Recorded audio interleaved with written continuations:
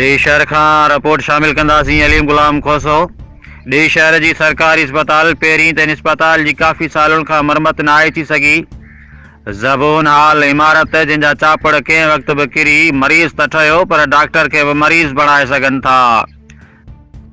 मरम्मत थिए ई कान थी या सिर्फ़ कागज़ी कार्रवाइनि ताईं महदूद रहंदी आहे। ॿी ॻाल्हि त जेके क़ीमती शयूं जिन में मशीनरी खां वेंदे दरियुनि जे पर्दनि ताईं हर सरकारी सामान गुम थी वञण में कंहिंजो हथ आहे।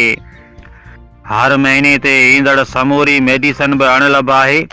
दवाउनि जी किल्लत या अमले जी मिली भगत। जॾहिं अमले खां पुछियो वेंदो आहे त इन्हनि जो हिकु ई जवाबु आहे, असांखे का ख़बर न आहे। सरकारी मशीनरी ऐं किरोड़े रुपयनि जी लागत सां तामीर थियल अस्पताल जे हथरादू नुक़सान जो ज़िम्मेवार आख़िर आहे केरु? ग़रीब मिसकीन माण्हुनि जो मुतालबो आहे त अस्पताल ते आला अख़्तियारियूं ध्यानु ॾियनि जीअं ग़रीबनि जो इलाजु थी सघे।